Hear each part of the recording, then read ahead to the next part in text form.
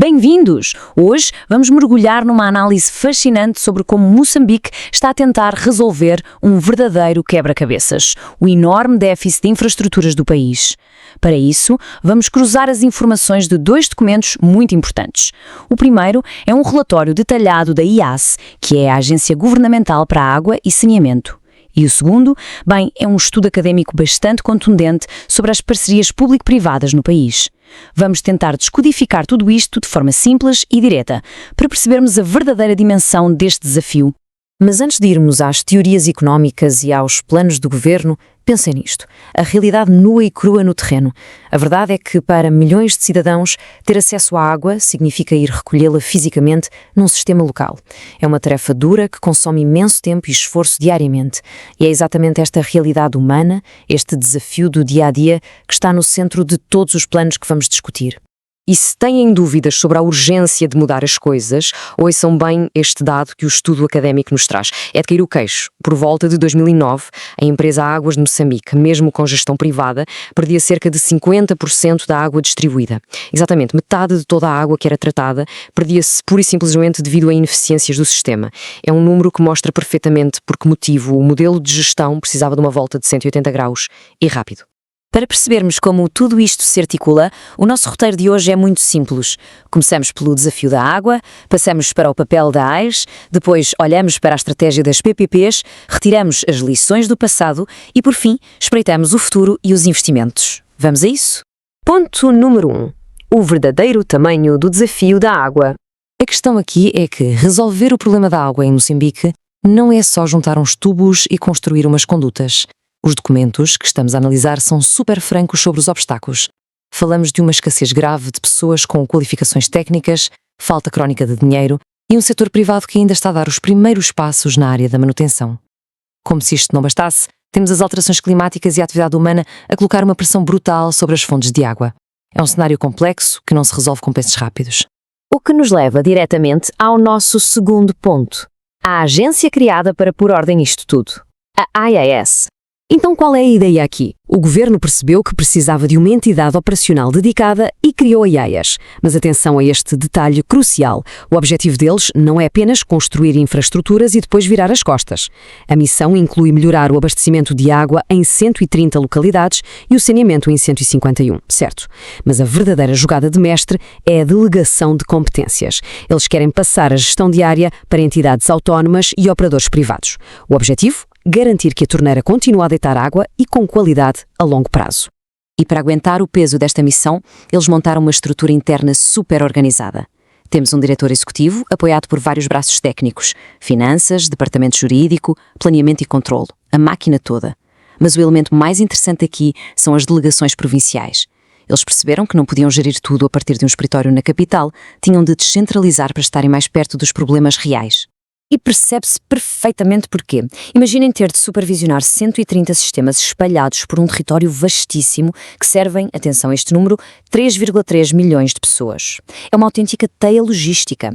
Tentar controlar todos estes sistemas locais a partir de um ponto central seria, na melhor das hipóteses, caótico.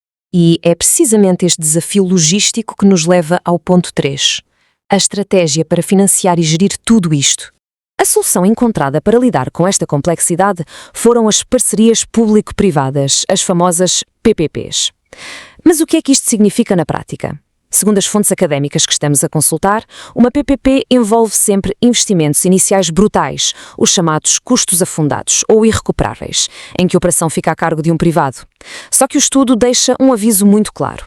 Para que o Estado beneficie realmente e proteja o interesse de todos, é absolutamente imperativo fazer avaliações prévias muito rigorosas e fechar contratos com padrões de serviço que simplesmente não podem falhar.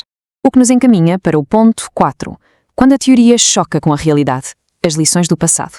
Porque a teoria, como sabemos, é sempre fantástica. Em teoria, uma boa PPP minimiza custos e obriga à qualidade. Mas o estudo traz-nos de volta à terra com o caso da autoestrada TRAC, que liga a África do Sul a Maputo. É um projeto com muito tráfego, certo, mas a análise aponta que o Estado moçambicano atrasou-se imenso na prestação de serviços auxiliares e, pior ainda, falhou na fiscalização do uso da terra à volta do projeto, o que permitiu invasões no terreno, ou seja, a realidade é sempre bem mais confusa do que o papel. Querem outro exemplo claro dos riscos? Olhamos para o caso da linha férrea de Seni Machipanda. O documento académico mostra-nos que a concessão foi entregue a uma empresa pública indiana, que objetivamente não cumpriu com as obrigações de manutenção que estavam no contrato.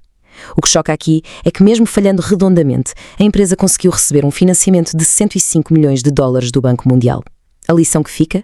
Podem assinar o contrato que quiserem, mas sem uma fiscalização rigorosa, ele não serve de muito.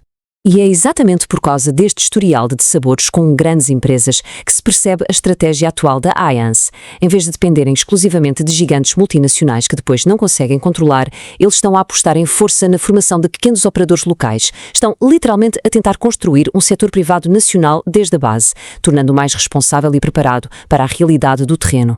Chegamos, por fim, ao ponto 5. O que nos espera e quanto é que isso vai custar? Se tivermos as lições do passado em mente, estes números para o futuro ganham outra perspectiva.